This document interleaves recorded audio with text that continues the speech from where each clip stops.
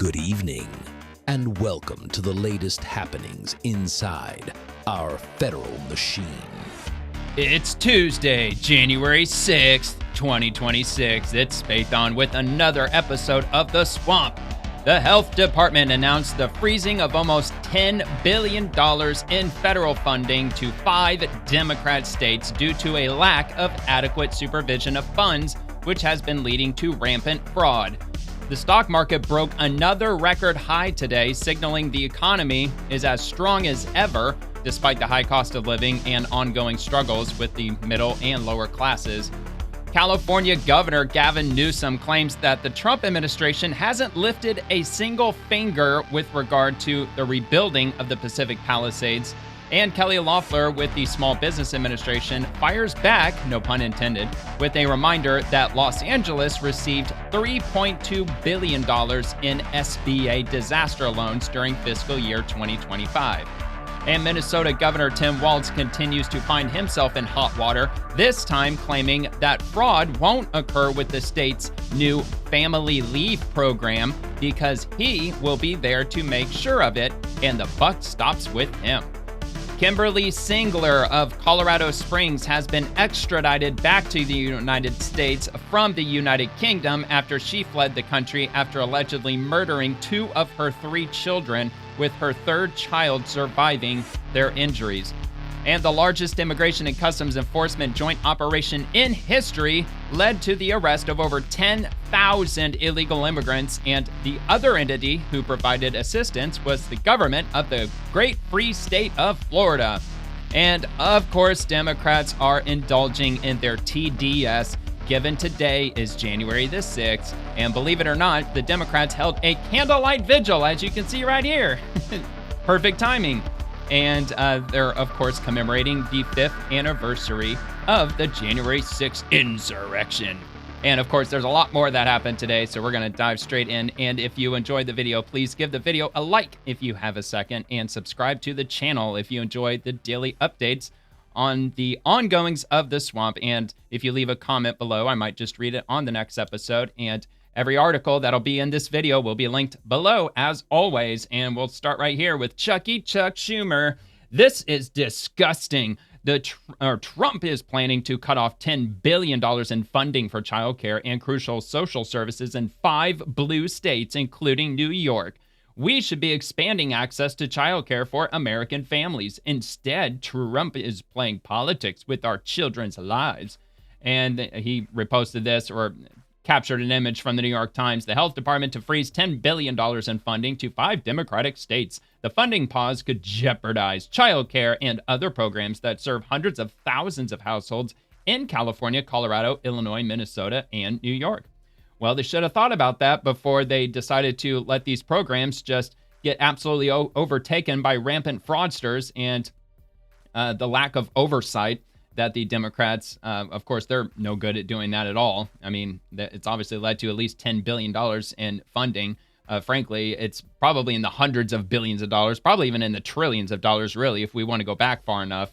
And so I guess that's what you get. You know, let the federal government investigate, let the Small Business Administration investigate, and let's get to the bottom as to how much money is missing, who stole it, who's going to be indicted, are there anybody else involved, including you, Chuck Schumer. Are you involved? Is this why that you're lashing so blatantly and yeah, I don't know. Wouldn't surprise me though. Wouldn't surprise me if he was involved in it. Maybe he's not. I don't know if he's directly involved in it, but I think that any Democrats who just decide to willingly look the other way, I mean, it's kind of guilty by association, really. So this comes from Nick Sorter. Breaking DHS agents are now on the ground here in Minneapolis, going door to door at Somali care centers. They're conducting spot audits to find out exactly where the money went. We might be seeing some Somali fraud arrest by the DHS today. Maybe they arrested some today. These daycare centers, adult daycare centers, autism centers, home health care centers,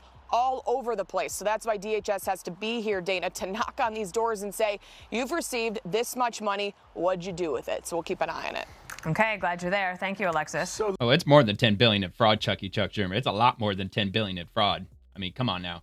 Libs of TikTok, the Trump administration just paused over $10 billion in child care funding for California, Colorado, Illinois, Minnesota, and New York because it was being used for illegals. Thank you, President Trump. This is exactly what I voted for, not a penny to illegals. Well, I would even take that a step further. We shouldn't be giving a penny's worth of assistance to even legal immigrants unless they've been naturalized U.S. citizens. But I would say before we allow anybody to become U.S. citizens who are immigrants, they have to demonstrate their ability to be a net producer and not a net government consumer. So that's just my 2 cents. I'm sure that it's probably not laid out that way.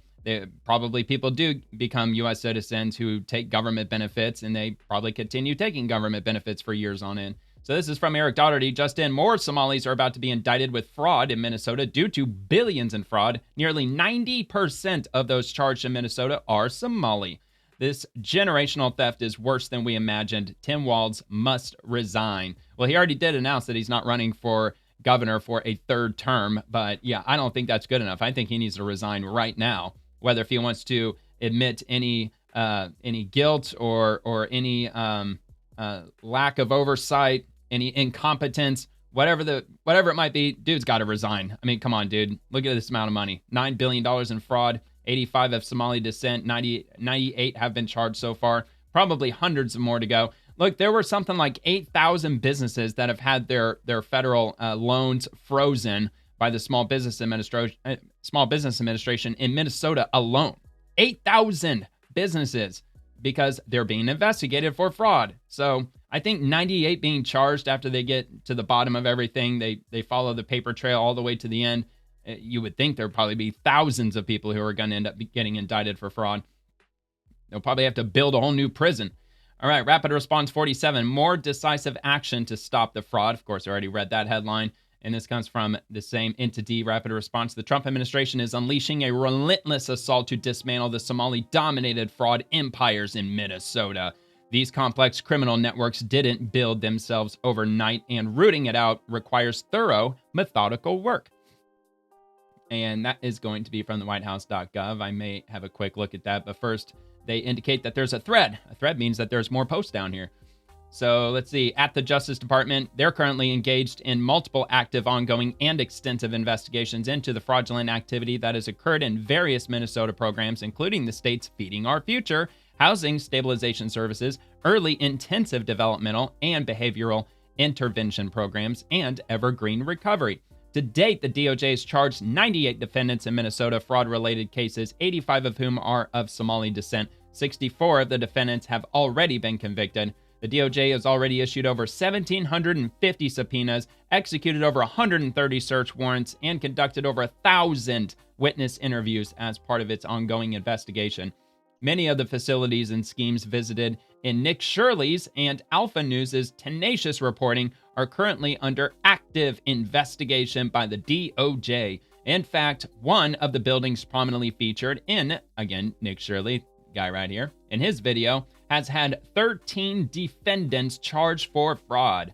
And if you haven't seen my episode before, or if you haven't seen The Swamp before, and if you haven't been keeping up on political events, especially in Minnesota, Nick Shirley, I'm assuming he was just your average everyday YouTuber, only 23 years old. He decided to take his YouTube channel up to Minnesota, unless he might already be from Minnesota, maybe, but he decided to check out, I think it was 10 different daycare centers, knocking on the door, filming, seeing if anybody answered. Nobody would answer in these 10 facilities that he covered. They were empty, no students, or no kids, I mean. And he went there, I think it was all in one day, but he went during a weekday, and their hours indicated that they were open. They were all closed. The phone numbers are disconnected, and he just simply released a YouTube video just showing what he found, and it went insanely viral. Over 130 million views in just 2 days on the X platform, which I believe is the most viewed expose ever dropped on the X platform or Twitter's history. So anyway, moving on to this statement from, or indicating the FBI. They are conducting investigations into dozens of the state's healthcare and home care providers accused of fraud, surging forensic accountants and data analytics teams, and investigating potential links to elected officials and terrorist financing. So the FBI, they're hard at work too. And also the DHS, the Department of Homeland Security, they're on the ground conducting door-to-door investigations of suspected fraud sites in Minnesota, with hundreds of Homeland Security investigations officers in the state and more on the way. So this was back on January the 2nd. And I will say, I know DHS is on the ground there today because Secretary of DHS of Homeland Security, Kristi Noem, she's there. And here in just a few minutes, I'll show a video of Kristi Noem paying Minnesota a visit. So DHS has arrested over 1,000 criminal illegal aliens in just the past few weeks as immigration enforcement operations continue. Additionally, as part of the Operation Twin Shield earlier this year, DHS identified over 1,300 fraud findings based on site visits in Minneapolis and St. Paul, and is currently in the process of determining which cases require additional vetting, including for refugee status and potential denaturalization. And HHS.gov has frozen childcare payments and started requiring a justification, receipt, or photo evidence for all childcare-related payments nationwide, and is enforcing a long-ignored federal law to demand repayment of Medicaid benefits incurred by sponsored immigrants from their sponsors.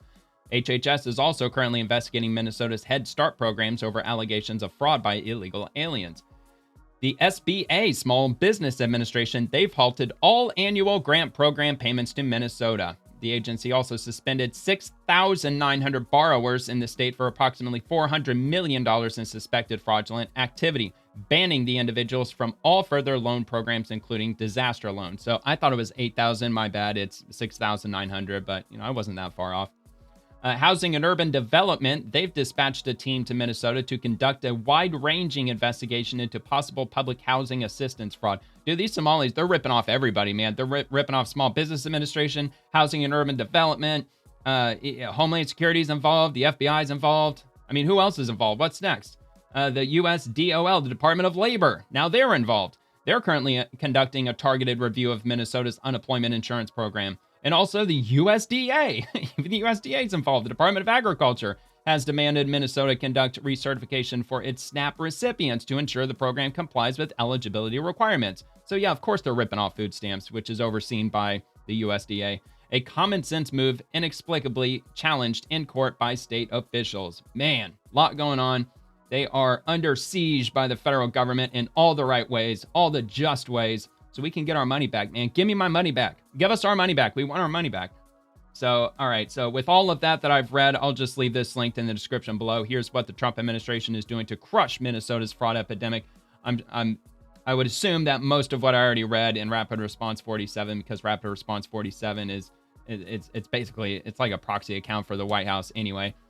So I'm sure that they've already covered basically everything that's already listed in here. But if you want to take a look at this, there might be a little bit more details, some more numbers, data, statistics, and that from whitehouse.gov. And we will roll on to the next topic. Kelly Loeffler, in fiscal year 2025, Los Angeles received $3.2 billion in the Small Business Administration disaster loans, despite historic relief funding by SBA Gov and hazardous material removal by the EPA. Only a few survivors have been allowed to start rebuilding due to a failure of local permitting. 1 year later, homeowners and small business owners are still standing in the rubble while California's leaders keep them stranded in red tape. And she's responding to Governor Gavin Newsom, who posted this earlier. I believe it was 20 hours ago, right? So at 11 o'clock at night, which, to be fair, what is that? Is that 8 o'clock? Is that 8 o'clock California time? 8, 9, 10, 11. Yeah. So it's like 7:50 p.m. California time.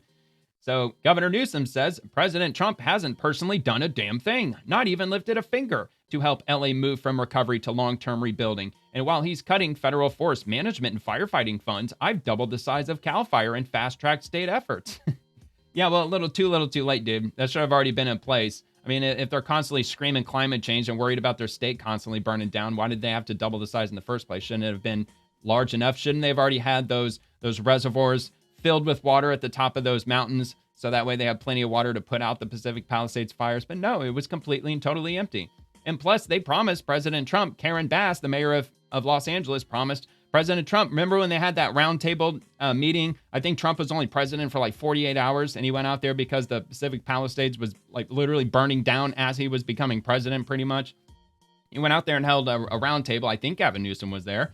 And So Karen Bass, the mayor of Los Angeles, pledged that they were going to remove tons of red tape, get rid of lots of regulations, only for this emergency. On an emergency basis, she's going to issue an executive order that was going to lift a lot of red tape so they can get their homes built as soon as possible. And Trump was like, we want the rubble cleared out. I don't know what timetable he gave, like 6 weeks or 2 months or something. And then once the rubble's cleared out or all the debris is all cleared out, he wanted the regulations to be worded so that within 2 weeks, it was something like 2 weeks after their lots were cleared, that they were allowed to actually break ground and start rebuilding.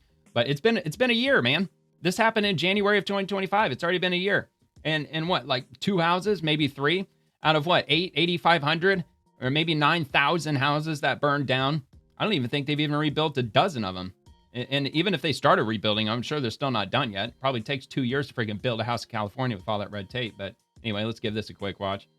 No other state in America has done more to try to address the issue of climate crisis in the first place. I've 10x'd vegetation and forest management. Donald Trump's cutting those budgets. I've doubled the size of CAL FIRE. Well, why don't you do controlled burns in California then?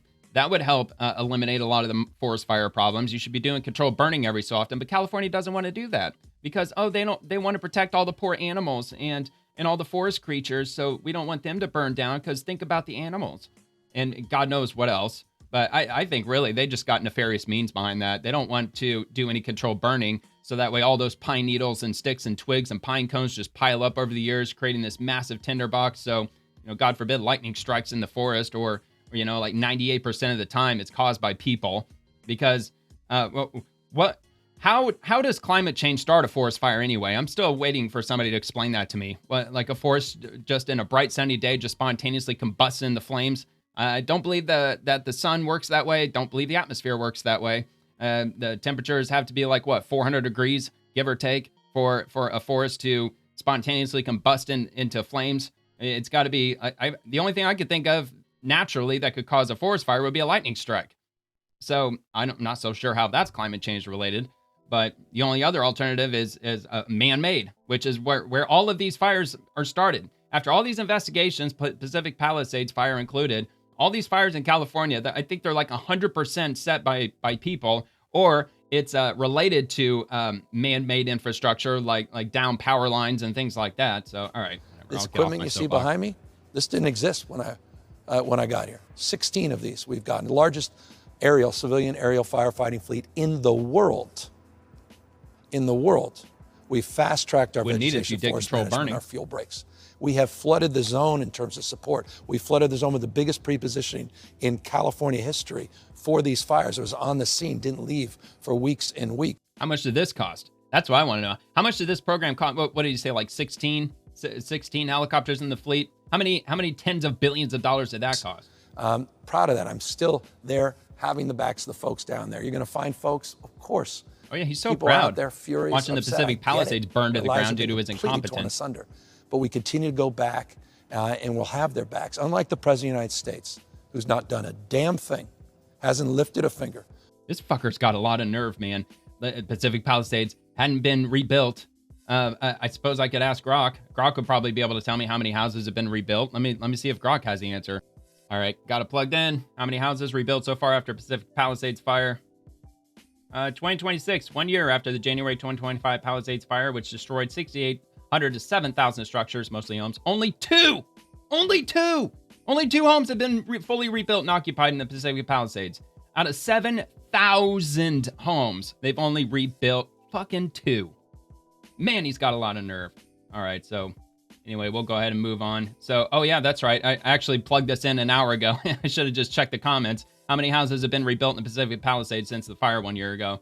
So yeah, I got a little ahead of myself with that. So anyway, yep. So that's happening right now. Gavin Newsom blaming Trump for his own stupidity and his lack of any ability to adequately, run a freaking state as governor. As usual, everything that he touches just turns to shit. It's like the anti-Midas touch.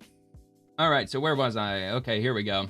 Secretary Kristi Noem. In June, I ended quiet skies and called for a congressional investigation to unearth further corruption at the expense of the American people and the undermining of U.S. national security, it is clear that the Quiet Skies program was used as a political Rolodex of the Biden administration, weaponized against its political foes and exploited to benefit their well-heeled friends. The Trump administration is returning TSA to its true mission of being laser-focused on the safety and security of the traveling public.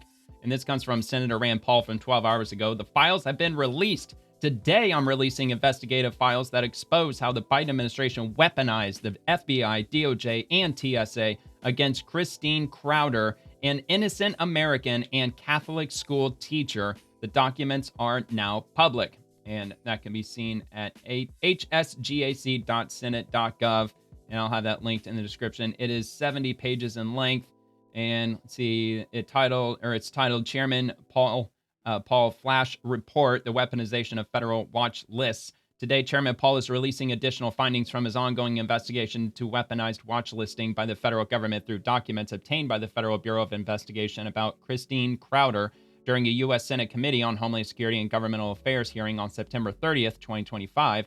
Senior Federal Air Marshal Mark Crowder testified that his wife, Christine, a Catholic school teacher, was placed on a terrorist watch list and had been surveilled by the FBI and the Federal Air Marshal Service for over 2 years. And let's see. So the FBI opened the investigation into Crowder based on a tip from a former friend. Initial findings indicated negative geolocation, facial recognition, and criminal history or extremist activity. Though the FBI acknowledged the need to interview Crowder, they claimed she illegally entered the U.S. Capitol and recommended her for watch listing and expanded selectee status. The FBI physically surveilled Crowder's house at least 4 times for the purpose of identifying her and her property. The U.S. Attorney's Office accepted the case for prosecution solely based on the tip without fully verifying her identity, and then recommended the FBI conduct a social media analysis. Nearly 2 years into the investigation and over a month after a photo from a confidential human source confirmed the case of mistaken identity, the FBI investigation was closed. Holy shit. The whole thing was a case of mistaken identity. Wow, dude. I mean, even still, this insider number 336, what exactly did she do anyway? What, did she walk in between the velvet ropes? Did maybe she knock over one of those little velvet rope poles or something? Maybe she like took a few pictures of the paintings, around the rotunda, some shit like that. So I'm assuming that he probably waited for today to release the findings. I'm sure, today being January 6th is of no coincidence, but hey man, better late than never. So anyway, it is 70 pages in total. If you want to dig through this, they've got a timeline, the whole 9 yards, redacted information, of course, but unclassified documents from the FBI. And I'm sure there's probably some from the U.S. Marshals. So there's some documents in here from them too. Here's some of the photos that they used, which I guess they believe that was her when it wasn't. So they spent 2 years. Imagine the amount of money and resources that the DOJ, FBI under Biden, how much did they waste on this case of mistaken identity? Absolutely insane. So that'll be linked if you want to have a look at that. And he actually follows up with a little bit of info here. Senator Rand Paul with 2 posts. The federal investigation into Crowder began with an unverified tip from a disgruntled neighbor. That single unverified tip from a Karen was enough for the federal government to surveil Crowder, place her on a terrorist watch list, and subject her to years of investigation, even though she never entered the U.S. Capitol. Where did it say she was from? Like Colorado or something? I don't know if they actually definitively said what state she was from, but it wouldn't surprise me if the Karen neighbor that lived next to her was probably disgruntled over the Trump flag that she was probably flying on her front yard. Because, in 2020, a lot of us had Trump flags out. Remember 2020? Like everybody was very patriotic that year. Remember all the Trump parades, the Trump trains. That's what they call them. They're like convoys of like hundreds of trucks and cars and everybody flying their flags. We had the unofficial largest boat parade in world history right here in Clearwater, Florida. Tens of thousands of vessels showed up, just decked out in all kinds of Trump merch, Trump gear, Trump flags. And I just got a feeling. That they were probably flying a Trump flag, or they had some, pro-Trump, maybe a political bumper sticker or something like that. And the neighbor got all pissy about it, especially after January 6th happened. And yeah, there you go. The rest is history. Just my own personal opinion. I don't know anything about this investigation aside from what I just read. But anyway, he goes on to say, oh, wait, hold on. Did I get the rest of that? Placed on a terrorist watch list and subjected her to years of investigation, even though she never entered the U.S. Capitol. Unbelievable. So a free society cannot tolerate a system in which programs and authorities intended to keep the public safe are instead weaponized against them due to mere suspicion. The records released today show how an unverified tip that the FBI failed to substantiate led to nearly 2 years of surveillance of an innocent American. I'm grateful for FBI Director Kash Patel's cooperation in producing these records, and I appreciate Secretary of Homeland Security Kristi Noem for ending the Quiet Skies program. The conduct revealed by these documents underscores the need to limit the power of faceless bureaucrats who have too often infringed on the rights of the people. And when did that become like a big problem? Was it during Obama, or was it like the bureaucracy that was kind of operating in the shadows in the first Trump administration? Or maybe it was COVID. Maybe it was 2020. But, well, regardless, COVID exasperated it. But I have a feeling during the Obama administration, that's when our intelligence agencies, you know, they went from protecting Americans from foreign enemies, and then they started turning all of their resources inward against us. I'm sure that probably really started happening under Obama.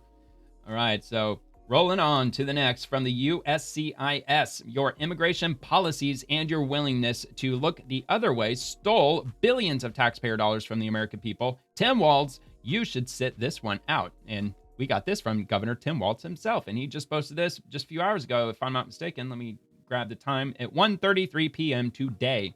And this is what he had to say. Ridiculous. Nobody is fooled into thinking this buffoonery is a reasonable use of taxpayer dollars. It should not take 50 ICE agents to arrest one guy in a library. Which, by the way, this didn't happen today. It didn't even happen yesterday. This happened over a week ago. I know because I showed this on the Swamp at least a week ago. Might have even been more than a week ago. So I'll just play. It's only 50 seconds, but you don't really see much. You see a bunch of agents. There's not even any sound. And yeah, there's the guy that they came after. I would take a wild guess and say they probably led him on a foot chase. They were probably maybe chasing him down by vehicle, probably jumped out and ran into the library. So at that point, they probably had like a all points bulletin put out on the radio. So that's probably why there's 50 agents in here, because it was probably a chase through the streets, and you know, the cavalry was swarming in to capture him. That would just be my guess. I doubt he was up there innocently reading a book in a corner of the library, and all of a sudden like 50 agents just stormed the building. Highly doubt that's what happened, but maybe it did. Maybe it did. I wasn't there. Okay, so there's that. And this is from CNN. January the 5th, the Trump administration is deploying around 2,000 federal agents to Minneapolis for immigration enforcement. 2 law enforcement officials told CNN. And let's see if they probably at least have an article attached below. At least I would think, but no, they don't. You'd think CNN would, but they don't. Oh, wait. Here it is. God, I'm blind. It was right up there at the top. I'm too used to them posting it below the initial post. So anyway, the Trump administration is deploying around 2,000 federal agents to Minneapolis as part of an immigration crackdown and on the heels of a welfare fraud scandal in Minnesota, according to 2 law enforcement officials. Senior Trump officials have fixated on Minnesota and its Somali community after accusations of alleged fraud, of course, the CNN has to throw that in, by members of the community. Just innocent members of the community, that's all they are. Last month, President Trump called the community garbage and sent federal immigration authorities to the state. Notice the framing. The latest mobilization marks an escalation in the immigration enforcement push. Immigration and Customs Enforcement agents, as well as U.S. Border Patrol agents, are deploying to Minnesota, including U.S. Customs and Border Protection Commander Gregory Bovino, whose controversial tactics have come under increased scrutiny in multiple cities. Why? Because he gets his hands dirty? Because whenever they're conducting a raid or whenever they're apprehending them, he'll jump right out with the agents. He doesn't sit back and, you know, like in some unmarked SUV in the background, just barking orders through the radio. No, he actually gets up, he gets down and dirty. He gets like right into the thick of it. So anyway, in response to questions about the deployment, DHS Assistant Secretary Tricia McLaughlin told CNN, quote, "While for the safety of our officers, we do not get into law enforcement footprint, DHS has surged law enforcement and has already made more than 1,000 arrests of murderers, rapists, pedos, and gang members." And it looks like that's all we got for that. Of course, they link other stuff. What's next in the political controversy surrounding Minnesota government funding? You know, not related to the topic at hand, but again, it's going to be linked right below if you want to check it out. Let's go back one more. And RNC Research, tampon Tim Waltz. After overseeing $9 billion in fraud, he wants people to believe that there won't be fraud with Minnesota's new family leave program because he'll be there to watch over it. And Waltz says, I will be there to make sure the buck stops with me on this. We know that those programs are out there. I don't think that got reported, but there was an analysis done on the states across the country, unemployment insurance. I think Iowa and Minnesota were 1 and 2 and the most secure. So there's a lot of safeguards in place, and we'll continue to deliver that. And I told you yesterday, and I'll continue to say it. Where are all the other safeguards? To make sure Tim O'Malley and our team over there on program integrity, BCA, we have more tools that will continue to do this. The buck stops with me on this. Yeah, okay. So anyway, this family program that they're rolling out, family leave program, I believe it also extends to like if you're an adult, it extends to your parents, your siblings, probably even your cousins. I wouldn't be surprised at that. But if I'm not mistaken, you're allowed up to, I think it's 20 weeks to take off of work, and the state pays for it for your leave. And I believe they pay for your full leave. They might have a capped amount. Maybe I haven't read deeply into it. But that's essentially what this program is. It's kind of like FMLA when you have a new baby, except this pertains to like if you have a sick relative, and you can only imagine how rampant the fraud and abuse is going to occur with this program. So, all right. Anyway, Senate Republicans, Roy Cooper on his multi-billion-dollar fraud buddy Tim Waltz. Quote, Governor Tim Waltz is an extraordinary leader. I've worked with him over the years. I've seen his ability to make strong executive decisions. Governor Tim Waltz is an extraordinary leader. I've worked with him over the years. I've seen his ability to make strong executive decisions. Governor Tim Waltz is... Well, and what's really interesting about Governor Cooper is the fact that he's the governor of North Carolina, and registered Republicans have overtaken registered Democrats in the state of North Carolina for the first time in history. First time in North Carolina history. There are officially more registered Republicans than there are registered Democrats. And it was like, 10 years ago? I talked about this just yesterday.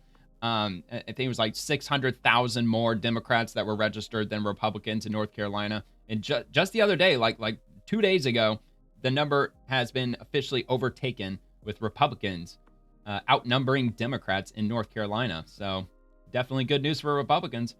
And speaking of Republicans, from the Senate Republicans, Peggy Flanagan is openly helping organize citizen revolts against our brave ICE agents as they arrest murderers, R-worders, and other dangerous criminals. This is who wants to be Minnesota's next U.S. Senator. Absolutely despicable. So she's running for the Senate. Wow. Want to step up for your neighbors? Join an upstander training with local leaders to see how you can keep our neighborhood safe. Let's just have a look at this. She actually provided 2 links. We'll take a look. I haven't looked at this. Wow, it's taking me straight down to where it wants me to go. Immigrant Defense Network launches the Brave of U.S. 30 City Midwest Tour. The Immigration Defense Network, alongside powerful partner organizations, is launching the Brave of U.S. 30 City Midwest Tour. Let me see if I can make this a little larger for you, in case you're watching this on a smartphone or on a mobile device. Let's see, an urgent call to action in a moment when immigration communities are under direct attack. Across the Midwest, families are living in fear, neighbors are being targeted, and our constitutional rights are being tested. In response, brave people are rising, showing up for one another, defending their neighbors, and refusing to be silent.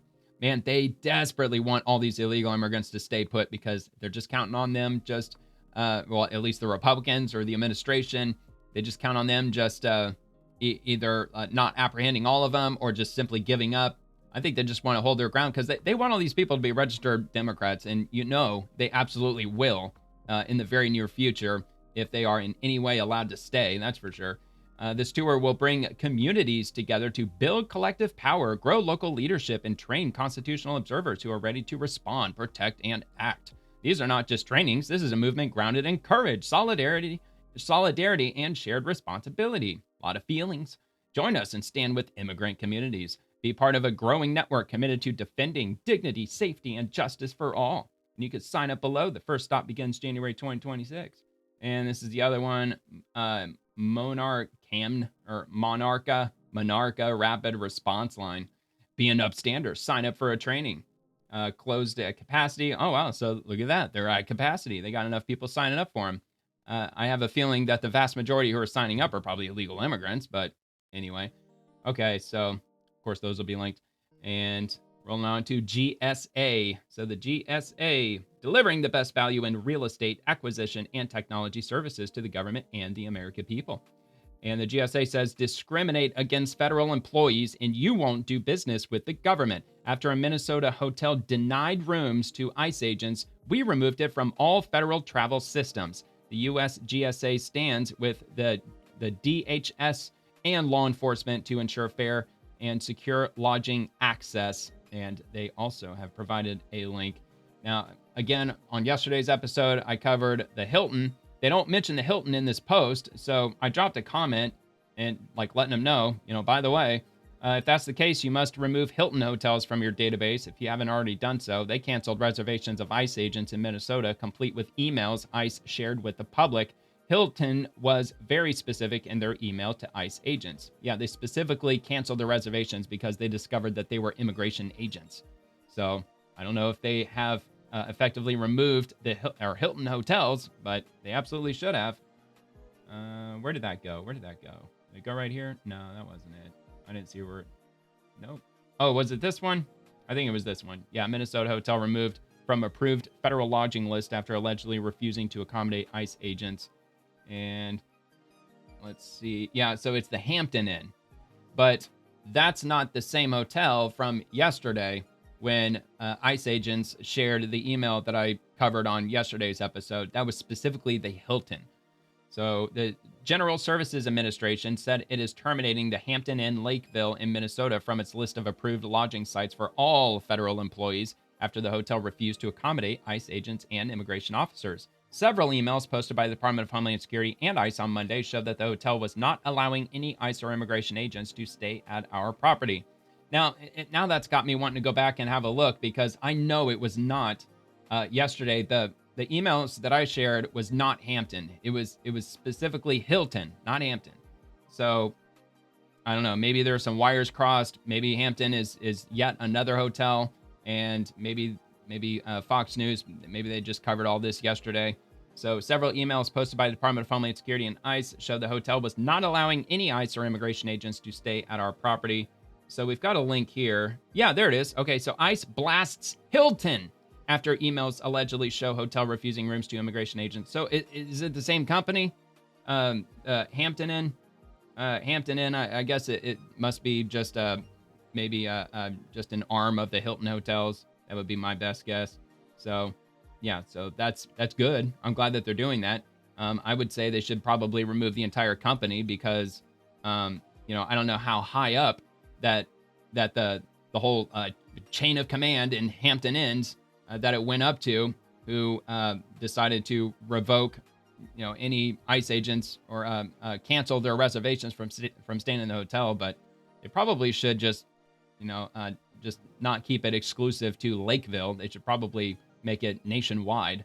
But anyway, let's roll on to the next. I got a lot of stuff to go through. I can't spend too much time on each post. From Homeland Security, thanks to the Patriots at ICE, the Minneapolis area and our nation are safer. We are incredibly proud of their continued work to remove gang members, terrorists, drug traffickers, and predators from our communities. America has your back. This is Secretary Kristi Noem. Like I said, we got a video of her in Minneapolis today.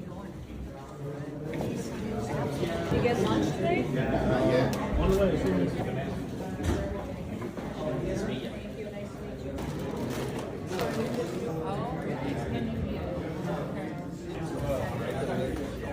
Maybe like 20%. Yeah, a lot of them have had him. A lot of them have. How are you?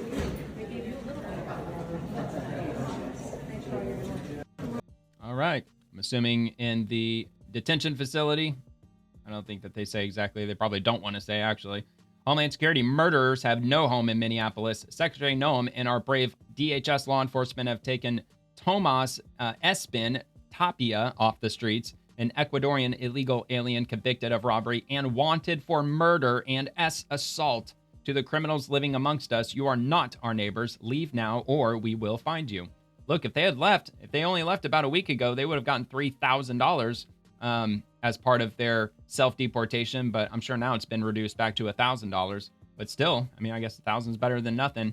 And plus, if you self-deport, I believe that you can still be put on a pathway of legal immigration if you self-deport. Although I might be wrong on that, but I think that they do still leave that door open, potentially open, as long as they haven't committed any crimes in the U.S. while they were here. So let's take a look at this video.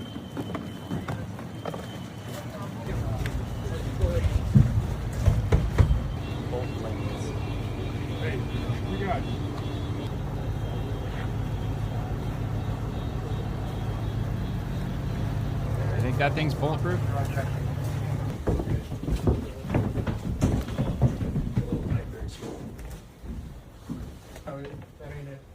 That 2x4 there, so it's not out of the ordinary. Yeah. What is that there? And do you know why we're here today? ¿Sabes por qué estamos aquí ahora? No, no, sí. You will be held accountable for your crimes. Vas a ser arrestado por los crímenes que tienes. And we'll take you in for processing. Buena pregunta. Yo no cometí un delito aquí. Dice aquí hacen conmigo. Okay. We'll take you in. What? Okay.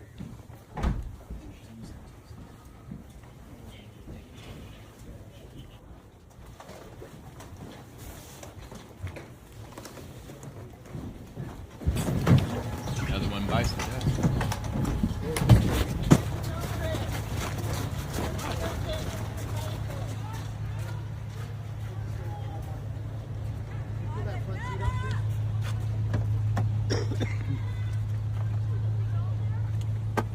Well, you know, a Minneapolis raid can't be complete without fucking protesters. Freaking idiots. Oh yeah, don't forget their R whistles. They're immigration whistles. You know, they peeled off the R word off the whistle and they put ICE on it now. All right, so Secretary Kristi Noem, we got one more. Another murderer and S-predator off of Minneapolis' streets, thanks to ICE, just arrested this criminal illegal alien from Ecuador who has an active warrant for murder and S-assault in Ecuador. He was convicted of robbery and extortion in Ecuador. Of course, we already saw the video just now. And we'll roll on to FBI Director Kash Patel. On January 5th, changes to FBI recruiting. So FBI Director Kash Patel, probably about 2 weeks ago at this point, he announced that every day for the foreseeable future, he's going to be sharing a new post on a daily basis, talking about the changes and upgrades, advancements, just positive things that they're doing in the FBI because he wants to be transparent. They're all about transparency now.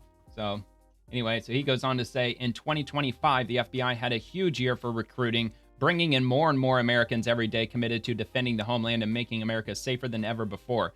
For special agents, we developed the Advanced Special Agent Training Program, or ASAT, for federal agents from other agencies who want to expand their impact by becoming FBI special agents, as well as for retired FBI special agents choosing to return to service, all huge for getting the right people in to restore trust and deliver results. In fiscal year 25, FBI received nearly 45,000 special agent applications. This was a 99% increase of the last 15 years. Dude, in Immigration and Customs Enforcement, they got over 200,000 applicants. The ASAT program also helps streamline hiring and accelerate FBI training for current GS 1811 and DS 2501 federal agents. The first group of ASAT agents are scheduled to graduate from the 9-week accelerated FBI training in March of 2026, oftentimes relocating to the field to serve locally. We're also growing our intelligence analyst and professional staff ranks, receiving nearly 30,000 professional applications and over 3,000 intel applications alone. These staff are critical to everything we do. We expanded the Reserve Service Program for retired FBI special agents who want to return to work as experienced criminal investigators in field offices across the U.S. These RSP special agents will fill critical field office needs with experienced investigators. The first group will begin their assignments in January.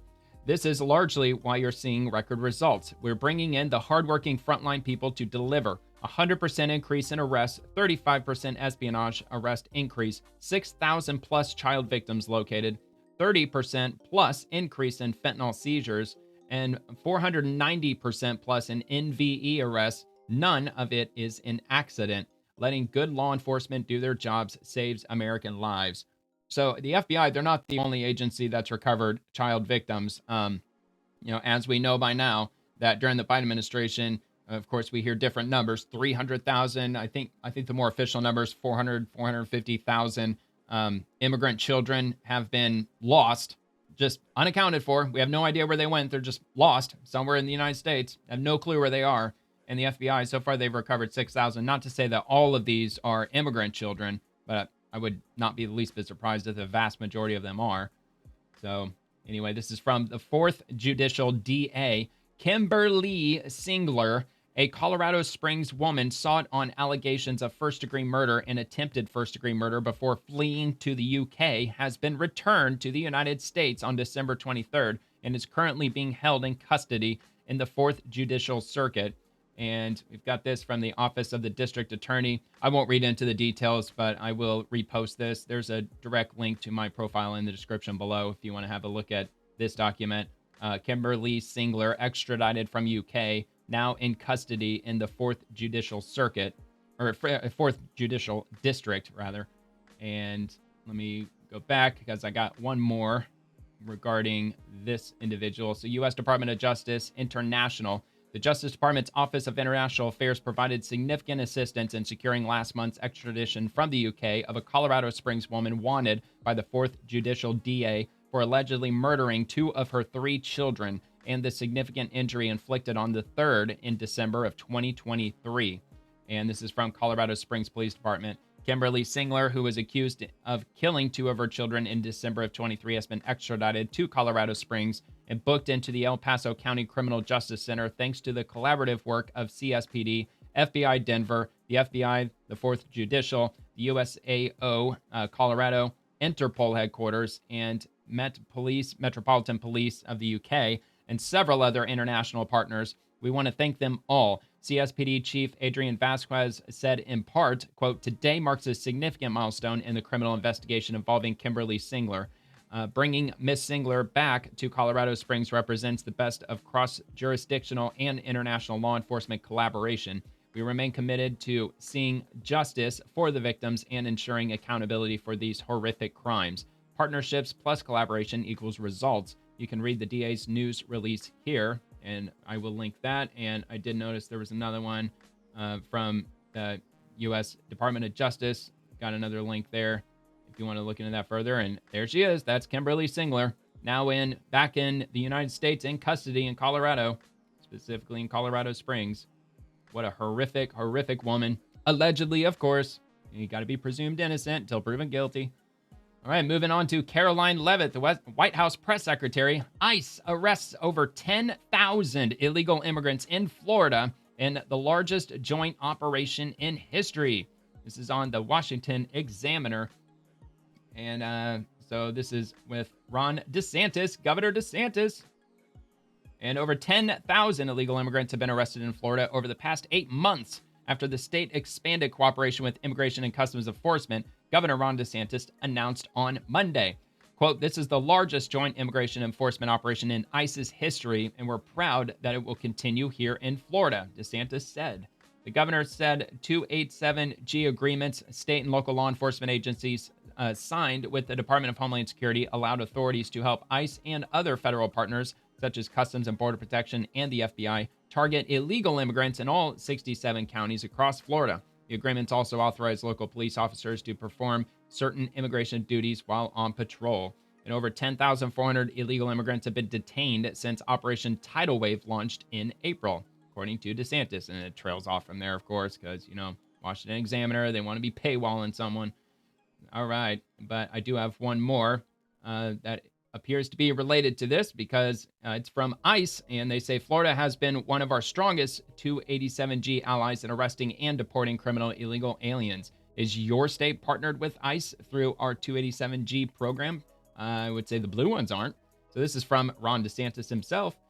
Florida leads the nation in 287G agreements with DHS, allowing our state and local law enforcement agencies to participate in immigration enforcement in all 67 counties. Since Operation Tidal Wave launched 8 months ago, Florida law enforcement agencies have arrested more than 10,400 illegal aliens and worked with federal partners to remove them from our state and country. This is the largest joint immigration enforcement operation in ICE's history, and we're proud that it will continue here in Florida. And it says Florida is leading the fight on illegal immigrant enforcement. Florida established firm immigration policies that set the standard for federal cooperation in protecting national sovereignty. As a result, the state became a vital partner in enforcing immigration laws, aiding in the apprehension, detention, and deportation of illegal immigrants during the Trump administration. No other state has acted as swiftly or extensively, and Florida continues to lead in this area. Amen. Operation Tidal Wave results, first of its kind and largest illegal immigration coordination effort in the country. 10,000 plus arrests. 63% of those arrested already had criminal arrests or convictions, including violent offenders, gang members, offenders, fugitives, and individuals posing serious public safety threats. It's been operational since July 1st of last year, has housed, this is Alligator Alcatraz, by the way, operational since July 1st last year, housed 1,916 detainees in support of Operation Tidal Wave. Florida will not be a safe haven for criminal activity. Way to go, Governor DeSantis.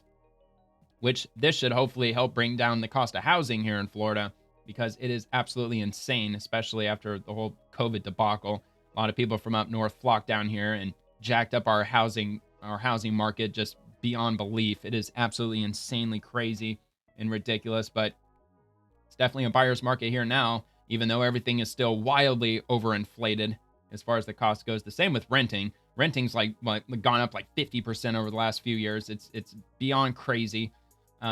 However, if they're rounding up the illegal immigrants that are staying in Florida, that just frees up more and more rental units, driving down the cost of rentals. And I mean, if any of them were insane enough to take out a mortgage, then maybe that might put a small dent in the housing crisis that we're in, the housing cost crisis. Okay, from DNI Tulsi Gabbard, President Trump promised the American people he would secure our borders, confront narco-terrorism, dangerous drug cartels, and drug traffickers. Kudos to our servicemen and women and intelligence partners for their flawless execution of President Trump's order to deliver on his promise through Operation Absolute Resolve.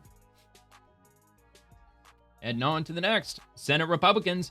Tens of thousands of Californians have died from drug overdoses in the last few years alone. And yet Senator Schiff is opposed to securing the border. He's opposed strikes on narco-terrorists, and he's opposed to the arrest of Maduro. Senator Schiff should worry less about trying to attack the president politically and more about protecting the lives of Americans in his state. Well, Adam Schiff has Trump derangement syndrome. He definitely has classic Trump derangement syndrome. Should be in the DSM-5. It isn't yet, but I have a feeling one of these days it probably will find its way on there. So from Adam Shifty Schiff, it wasn't about drugs. It wasn't even just about regime change. It wasn't about regime change at all. There was no regime change in Venezuela. They took out the person who was not president of Venezuela, and hopefully we're going to secure a path to put the legitimate president in office in Venezuela. So he goes on to say, Donald Trump's plans for Venezuela reveal a scheme to enrich his big oil billionaire friends and a willingness to put American troops at risk to make it happen. 14 minutes? You got to be effing kidding me. I ain't playing this. Not 14 minutes of it. And I'll repost it if you'd like to see it yourself. Again, direct link to my profile in the description, or you could go straight to Send Adam Schiff. You can go watch it over there. Yeah, if you want to, I'm going to go off on a limb and say it's probably a waste of your time, but maybe it's not. Maybe he's got a lot of valid points. I haven't seen it, so I can't definitively say that it's just a whole bunch of hot air bullshit, but, if it sounds like a duck. All right, FBI Director Kash Patel, an alleged leader of the Sinaloa cartel wanted by U.S. detained in Mexico on drug and terrorism charges, Pedro Inzunza Noriega. He has been charged with narco-terrorism and material support of terrorism. FBI's full-scale op to dismantle the cartels and their drug trafficking operations continues. Mexico detains suspected cartel leader facing U.S. terror charges. Does he have any follow-up to this or not? No, it doesn't look like he does, but yeah, regardless, that's alleged leader of the Sinaloa cartel. Hell yeah. And it's a good thing, man. One by one, we'll take them too. Maybe that was actually in part of the whole, I'm sure there was this huge, probably multinational, coordinated, concerted effort to not only get Maduro, but I'm sure they're rounding up other people, other actors that are related to his cartel, Cartel de los Soles. From Rapid Response 47, the president on Maduro, he says he's a violent guy and he has killed millions of people. They have a torture chamber in the middle of Caracas. What? At some point you should say, you did a great job. Thank you. Congratulations. Wouldn't it be good? I would say that if they did a good job, their philosophies are so different, but if they did a good job, I'd be happy for the country. They've been after this guy for years and years and years. And, he's a violent guy. He gets up there and he tries to imitate my dance a little bit. But he's a violent guy. And he's killed millions of people. He's tortured. They have a torture chamber in the middle of Caracas that they were closing up. But he's tortured people. And now what they do, the radical left, they actually have people, and it's hard to get them. They're all paid people. Most of these people are paid. You know they're paid when they have brand new, beautiful printed signs by like the highest quality printer, and you have a woman, free Maduro.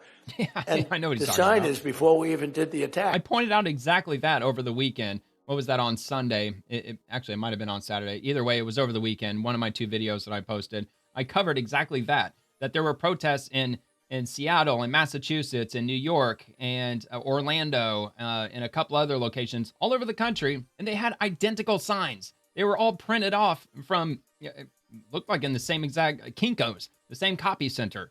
But they were in cities all over America. Just hours after Maduro was arrested, they had these signs that said like free Maduro. And it wasn't just in one city. All these signs were identical all over the place.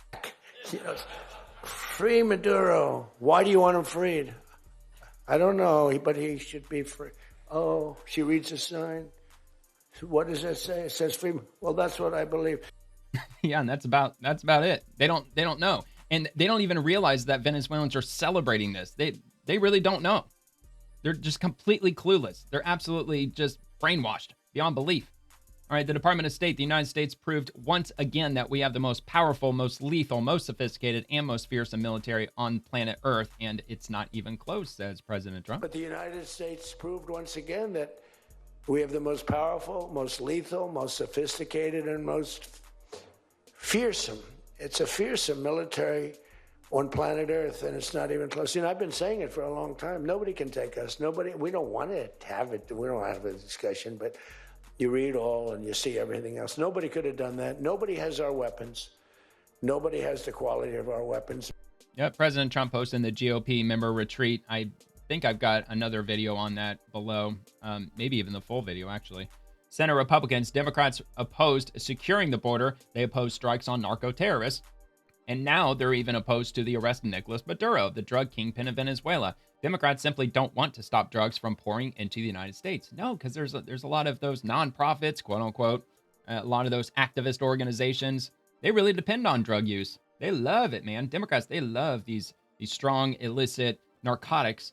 Senate Democrats, quote, the president is so focused on what's happening in Venezuela and talking about investing dollars there when we've got millions of people who are losing their health insurance. Oh, yeah, the whole deflection move. When we have people who are worried about the cost of living.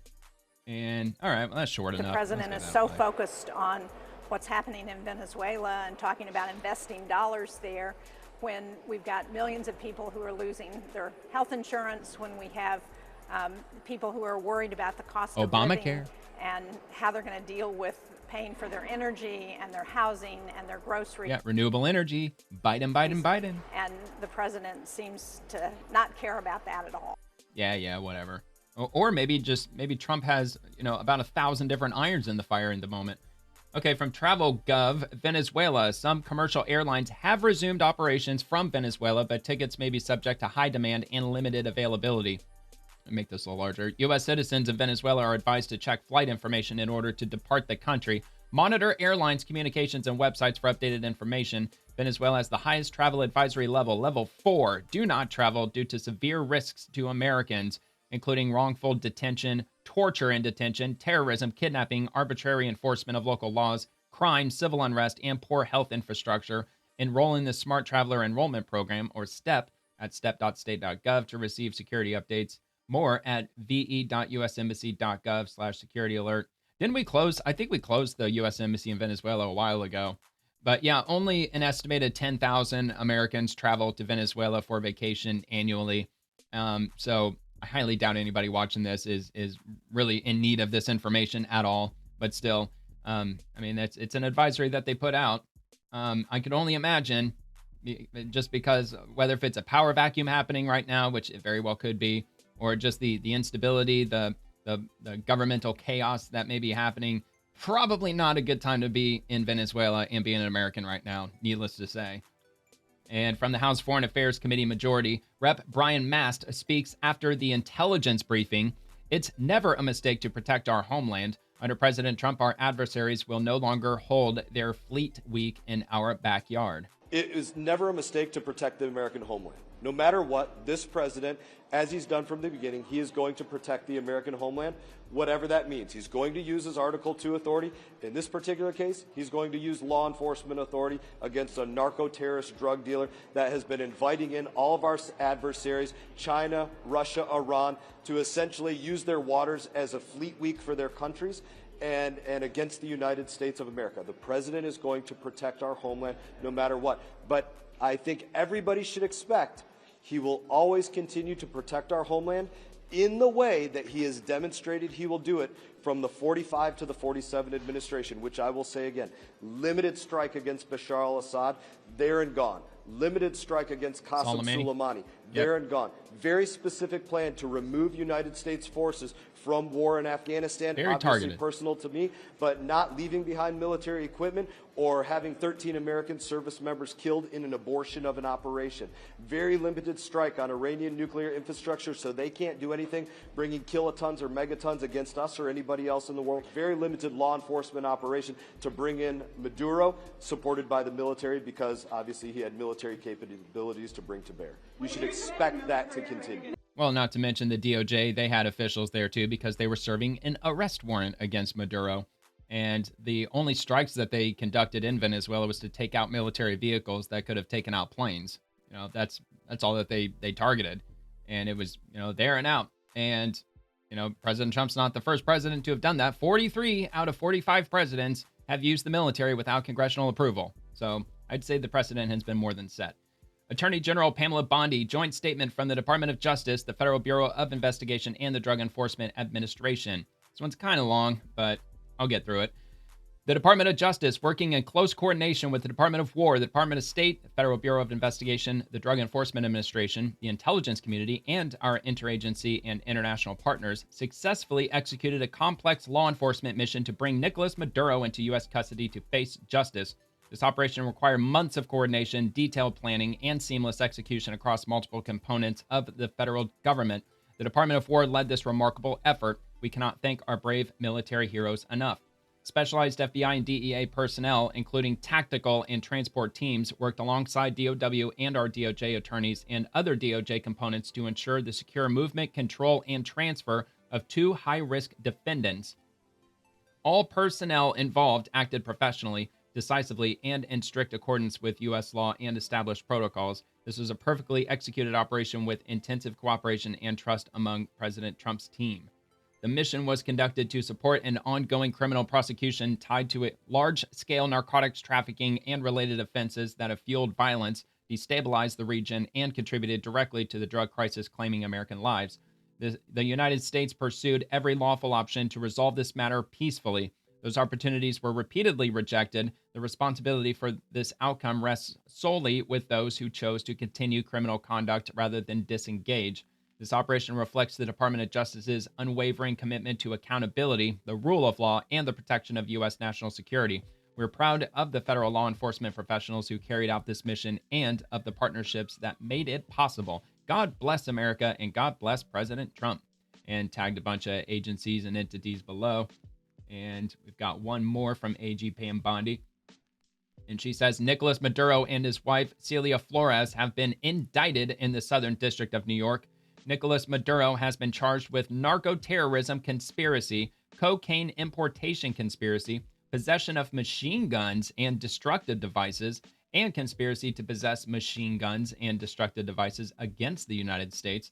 They will soon face the full wrath of American justice on American soil in American courts. On behalf of the entire U.S. DOJ, I would like to thank President Trump for having the courage to demand accountability on behalf of the American people. And a huge thank you to our brave military who conducted the incredible and highly successful mission to capture these two alleged international narco traffickers.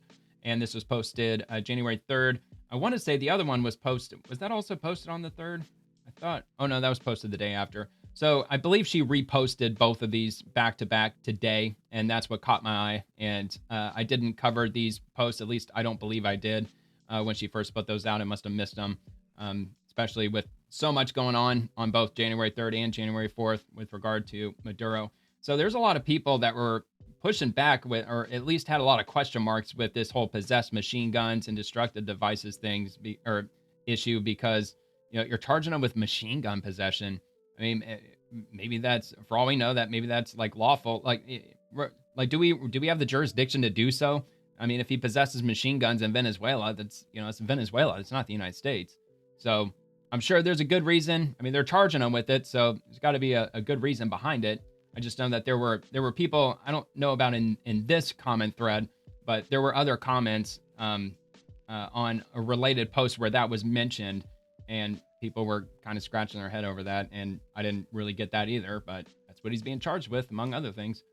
U.S. Department of Justice, AG Pam Bondi, and it's looks like it's all a big quote, isn't it? Okay, so she's going to say all this right here. It's only 30 seconds, so let's give this to make our economy great, we have to be safe in our country. And these narco terrorists, which is what they are, they were importing hundreds of tons of cocaine into our country, killing our kids, killing thousands of Americans every single year. And Larry, don't forget, Maduro emptied his prisons. He emptied insane asylums and let those people come into our country. Remember the during caravans? The last administration, and President Trump stopped it. That's how they did it. They mixed themselves in with those caravans, and they made their way up through Central America and Mexico. That's how they got in. All those prisoners, all those insane asylum folks. Okay, AG Pam Bondi, one more. This was well within the president's Article 2 powers. It was a law enforcement function to arrest indicted individuals. America and the Western Hemisphere is safer. This was well within the president's Article 2 powers. It was a law enforcement function to arrest indicted individuals in Venezuela. Our military pulled off a flawless execution of that. It was amazing. And, Sean, America and the Western Hemisphere is safer tonight. The charges, Maduro and his wife are charged with directing, and it's just an indictment now, they are charged with directing the murders, kidnappings, assaults of anyone who stood in their way, and also anyone who tried to stop their drug business. They are also charged with bringing tons of drugs into this country. Nicolas Maduro, is charged with over hundreds and hundreds of tons of cocaine flowing into our country. And he's charged with working with not only TDA, but also Sinaloa, all the cartels in Mexico, Colombia, and Venezuela. And what that means, Sean, is we know that this monster released countless defendants, prisons, insane asylums into our country. It's not just about drugs. The president saved thousands, countless lives tonight, countless lives with the drug trade. But he also protected Americans from the TDA members who Maduro let into our country, forced into our country, opened his jails, opened the insane asylums to come into our country. Look at Laken Riley. Look at Claritha Daniels. Look at Jocelyn Nungray. All of them killed by TDA members. It's horrific, and it is going to stop. Donald Trump said he will make America safe again, and he stood by his words. Thanks to the help of Secretary Rubio, our intelligence community, and our great men and women in the military. And those two tonight are in the Southern District of New York, and Jay Clayton is prosecuting them. Well, and also not to mention 6 million Venezuelans had to flee the country over the last couple of decades after Venezuela went to hell, thanks to friggin' socialism. And also plus every single branch, all branches of the military, they were all involved in the operation with this capture too. It was a hell of a coordinated effort. U.S. Department of Justice, looks like I got one more, only 16 seconds though, so give that a quick play. Look at Laken Riley. Look at Claritha Daniels. Look at Jocelyn Nungray. All of them killed by TDA members. It's horrific, and it is going to stop. Donald Trump said he will make America safe again, and he stood by his words. Amen. Yes, he did. So far, so good. From the Department of State, Secretary Rubio. Another long quote. You know how it goes. Okay. in the 21st century under the Trump administration, we are not going to have a country like Venezuela in our own hemisphere, in the sphere of control and the crossroads for Hezbollah, for Iran, and for every other malign influence in the world. That's just not going to exist. Okay. All right. Well, Cuba though. What about Cuba, Marco Rubio? I mean, what are we going to do about that? Because I'm sure they're pretty tight with Iran and other Hezbollah and so on. All right. So Bureau of Western Hemisphere Affairs Secretary Rubio spoke with Guyanese President Igali or Dr. Irfan Ali about deepening U.S.-Guyana security cooperation, disrupting transnational criminal networks, and promoting stability across the hemisphere. Do they have any follow-up with that? Yeah, they do. They have a follow-up. This is on state.gov. And his call with Guyanese President Ali. And the following is attributable to Principal Deputy Spokesperson Tommy Pigot. Secretary of State Marco Rubio spoke today with Guyanese President Irfan Ali to discuss further strengthening bilateral security cooperation. He commended President Ali for his leadership as a regional security partner and for Guyana's growing role in promoting stability across our hemisphere. Guyana, it borders Venezuela, doesn't it? I think it might. Let me just bust out the maps and check. Let me take a look. Down here to Venezuela. Yeah, Guyana. Yep, it borders Venezuela. Right next to it, to the east. Okay, so just wanted to double check. I thought it did. The security reaffirmed the United States' commitment to deepening security cooperation with Guyana to address shared challenges, including illicit narcotics and firearms trafficking, which threaten regional stability and economic resilience. Both leaders underscored the importance of continued collaboration to disrupt foreign terrorist organizations and transnational criminal networks while strengthening law enforcement capabilities and border security. So at least we've got Guyana on board. They're with them bordering Venezuela. I mean, that would be quite an easy country to traffic drugs and guns and God knows what into. So, at least they're working with the U.S. And on to the next thing. I think I have something somewhat related. U.S. Embassy, Port of Spain.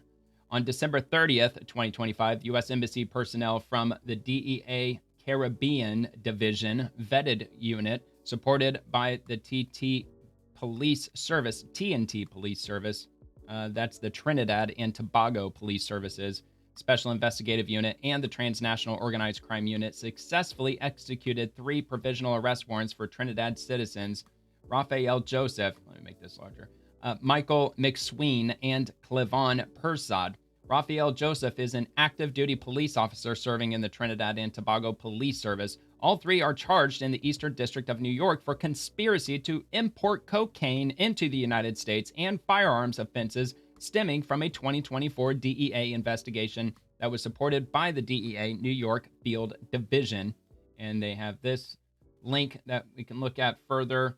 But first, let me just take a look. Trinidad and Tobago is also pretty close to Venezuela, isn't it? Yeah, it is, man. Look at this. So that's probably where a lot of these narco-terrorism vessels are probably traveling to, because most of these vessels that the U.S. military was bombing, they had outboard motors. They were clearly not the kind of vessels that you could traverse the entire Caribbean to the U.S., like thousands of miles. Like that's way too long. I mean, these things are like large skiffs, if anything. So I'm assuming that's probably where a lot of them were going, or some other neighboring country, like Aruba maybe, or Curacao, Aruba. I don't know, but regardless. So Trinidad and Tobago, I'm guessing that's probably in some way possibly related to Maduro or his cartel, the Cartel de las Soles, something like that. Let's see. So is this it? U.S. Embassy's DEA supports arrests in drug and firearms trafficking. Let me take a look. So the U.S. Embassy personnel from the Drug Enforcement Administration Vetted Unit, supported by the Trinidad and Tobago Police Service Special Investigations Unit.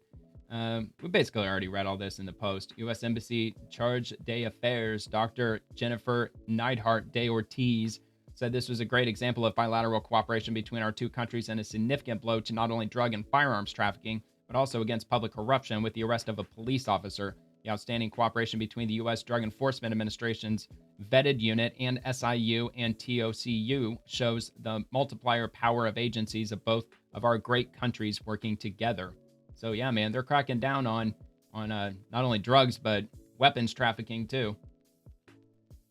And heading on to U.S. Department of Justice International. Today, the Justice Department's ICITAP celebrates its 40th anniversary as a leading global entity and critical instrument protecting U.S. national security and strengthening public safety through international law enforcement cooperation.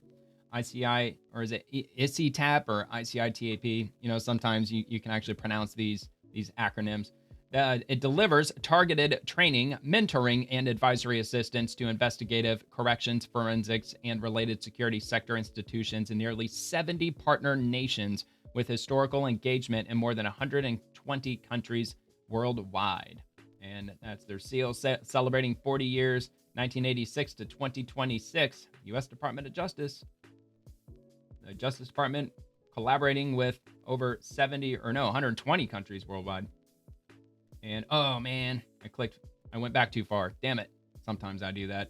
I accidentally, I go back a little bit. You know, I click one time too many and I go all the way back. Okay, so here we are. U.S. Senior Advisor for Arab and ... let me just bring it up. For Arab and African Affairs. And let's see. Masad Boyos. Anyway, so his account says the United States commends the important decision by Sudanese authorities to extend the opening of the Adre border crossing for humanitarian access.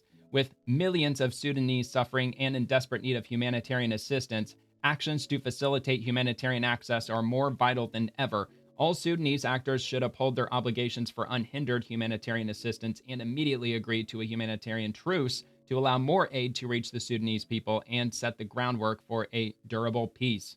And it's been a long time, that war. What do they say? Millions of people have been displaced. Hundreds of thousands have been killed over this conflict. We welcome Sudan's decision to extend humanitarian access through the Adre border crossing with Chad, a vital lifeline for aid delivery for an additional 3 months until the 31st of March. And that's on UNOCHA Sudan's X account. So that's an ongoing situation. At least, I mean, that's good news, man. They're allowing them to pass with humanitarian aid for at least 3 more months. And hopefully they'll extend it further because I'm sure they're going to need it.